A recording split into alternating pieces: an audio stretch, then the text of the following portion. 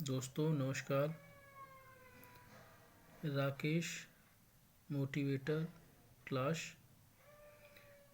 45वां class है और इसमें जो है हम लोग भक्ति और सूफी आंदोलन के प्रश्नकोश को देखेंगे और पढ़ेंगे।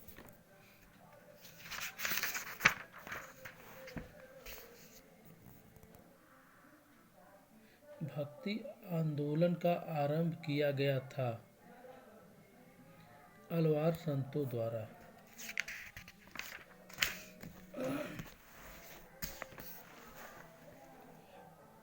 भक्ति संस्कृति का भारत में पुनर्जन्म हुआ था 15वीं और 16वीं शताब्दी में। बुद्ध और मीराबाई के जीवन दर्शन में मुख्य साम्य था। क्या था? संसार दुखपूर्ण है।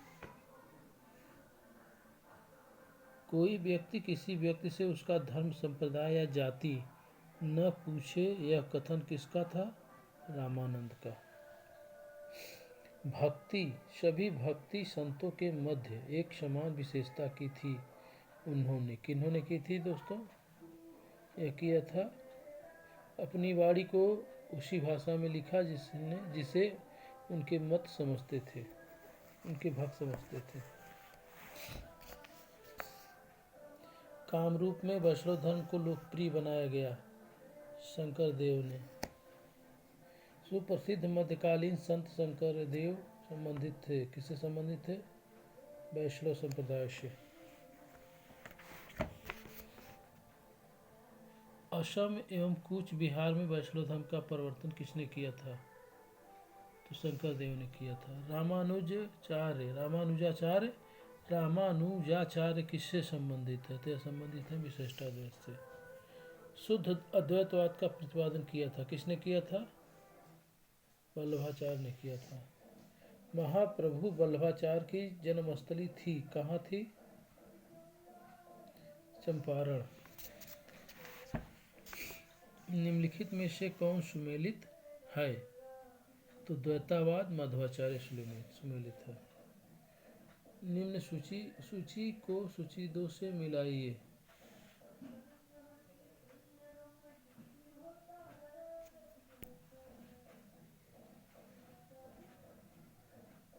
वल्लभाचार्य विशिष्टाद्वैत, रामानुजाचार्य रामानुज विशिष्टाद्वैत, पुष्टिमार्ग विशिष्टाद्वैत। वल्लभाचार्य पुष्टिमार्ग, रामानुज विशिष्टाद्वैत, माधवाचार्य द्वैतावाद, शंकर अद्वैतवाद।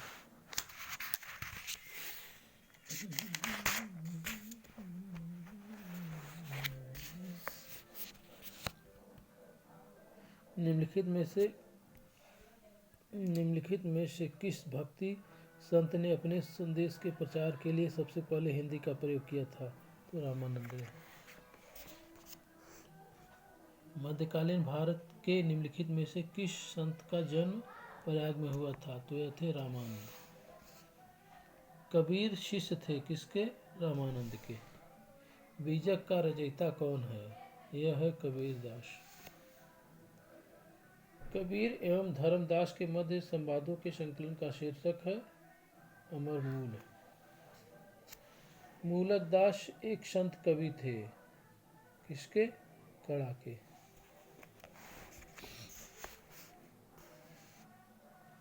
संत घासीदास के पिताजी का क्या नाम था? महंगू। निम्नलिखित में से कौन सा एक सही कालक्रम है? शंकराचार्य, रामानुज, चैतन्य। निम्न में से भक्ति संतों का सही तैथिक कालानुक्रम चुनिए। यह है कबीर, गुरु नानक, चैतन्य, मीराबाई। भगवान शिव की प्रतिष्ठा में कितने ज्योतिर्लिंग स्थापित हैं? 12। रामानुज के अनुयायियों को कहा जाता है, क्या कहा जाता है? वैष्णव। निम्नलिखित में से कौन सा स्थान गुरु नानक का जन्म स्थल था? ननकाना।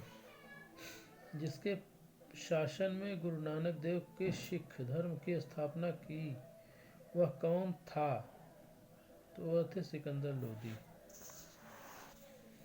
ईश्वर केवल मनुष्य के सद्गुण को पहचान सकता है तथा उसकी जाति नहीं पूछता। आगामी दुनिया में कोई जाति नहीं होगी। यह किस सिद्धांत पर, किस भक्ति संत का है? नानक का है। मीराबाई समकालीन थी, किसके थी? मीराबाई मेड़ता के रतन सिंह राठौर की इकलौती पुत्री थी। तो इनका जन्म 1498 ईस्वी में मेड़ता के कुदकी नामक ग्राम में हुआ था। इनका विवाह उदयपुर के प्रसिद्ध शासक राणा सांगा के ज्येष्ठ पुत्र युवराज भोजराज से हुआ था, किंतु विवाह के कुछ ही पश्चात प्रसाद राजकुमार भोज का परलोकवास हो गया। पति की मृत्यु के बाद उन्होंने अपना समूचा जीवन कृष्ण की भक्ति में अर्पित कर दिया। ये महाकवि तुलसीदास और गुरु नानक एवं चैतन्य महाप्रभु के समकालीन थे, जबकि रामकृष्ण परमहंस इनके समकालीन थे। प्रसिद्ध भक्त कवित्री मीरा के पति का नाम क्या था? राजकुमार भोज। राग गोविंद के रचनाकार मीराबाई। निम्नलिखित में से कौन इस्लाम से प्रभावित था? नामदेव।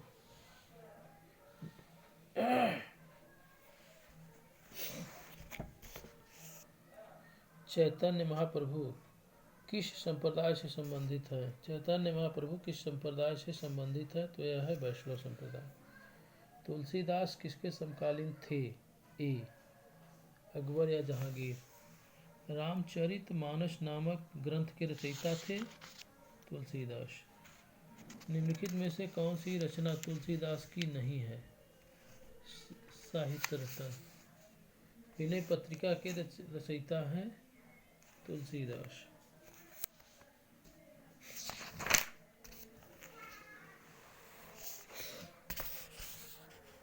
निम्नलिखित में से कौन बरकरी संप्रदाय का था? तो नानक थे। बरकरी संप्रदाय की मुख्य पीठ अवस्थित थी पंढरपुर में। भक्त तुकाराम कौन से मुगल सम्राट के समकालीन थे? भक्त तुकाराम कौन से मुगल सम्राट के समकालीन थे? तो समक्रम जहांगीर के। निम्नलिखित में से कौन भक्ति आंदोलन का प्रस्तावक नहीं था? नागार्जुन। भारत में चिश्तिया सूफी मत को स्थापित किया था, किसने किया था? ख्वाजा मोइनुद्दीन चिश्ती ने। भारत में चिश्तिया संप्रदाय का प्रमुख सूफी संत था शेख मोइनुद्दीन चिश्ती। निम्नलिखित सूफी संतों में से कौन एक सर्वप्रथम अजमेर में बस गए थे? तो यह थे शेख मोइनुद्दीन चिश्ती। निम्नलिखित में से कौन सूफीवाद की चिश्तिया शाखा का संपादक था? तो ख्वाजा अबू अब्दाल। ख्वाजा मोइनुद्दीन चिश्ती किसके शिष्य थे? ख्वाजा उस्मान हारनी के। ख्वाजा मोइनुद्दीन चिश्ती शिष्य थे किसके? ख्वाजा उस्मान हारनी के। शेख निजामुद्दीन औलिया बाबा फरीद थे।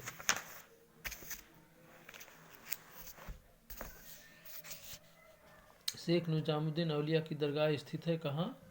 दिल्ली में। जिस सूफी संत की मान्यता थी वह ईश्वर के निकट पहुँचने का एक साधन है, वह है मोइनुद्दीन चिश्ती। निम्नलिखित में से कौन चिश्ती सिलसिले से संबंधित नहीं है? तो यह है शेख अब्दुल जिलानी। निम्नलिखित में से किसे भारत का सादी कहा गया है? तो यह है अब्दुल हसन।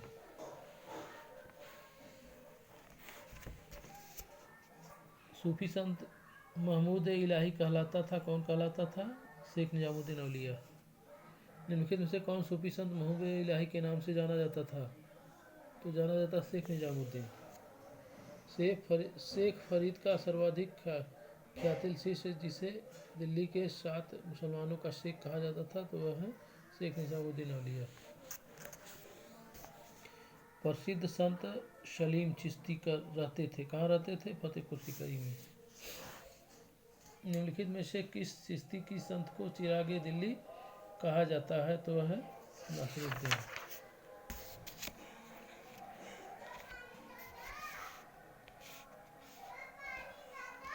निम्नलिखित में से कौन सा सही सुमिलित नहीं है? तो सुमिलित नहीं है, शेख निजामुद्दीन औलिया गलत है। निम्नलिखित सूफीवाद के सिलसिले में कौन संगीत के विरुद्ध था? नक्शबंदी। अति कट्टरपंथी सूफी संप्रदाय था नक्शबंदी। निम्नलिखित सूफियों में किसने को औलिया के रूप में माना है? शाह मोहम्मद गौस। शेख बहाउद्दीन जकारिया किस संप्रदाय के थे? तो सुहारवर्दी संप्रदाय के। निम्नलिखित में से किसका संबंध सूफीवाद से नहीं है? उलेमा का। कृष्ण जीवन परक प्रेम वाटिका काव्य की रचना की थी? किसने की थी? रसखान ने की थी। निम्नलिखित में से एक भक्ति आंदोलन से जुड़ा नहीं है? कौन नहीं जुड़ा है? अमीर खुसरो। बहरमाशा की रचना की थी? किसने की थी? मलिक मोहम्मद जायसी ने।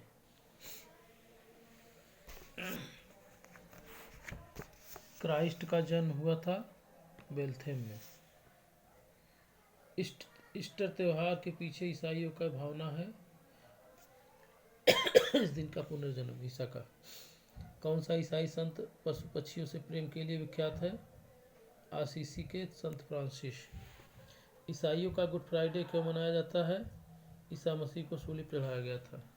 दोस्तों, इस प्रकार हम लोग भक्ति आंदोलन को कंप्लीट किए हैं, सारे प्रश्नों को। और दोस्तों, आप सभी लोग का लाइव में स्वागत है। और आगे देखिए क्या क्या है, सब्सक्राइब भी करिए।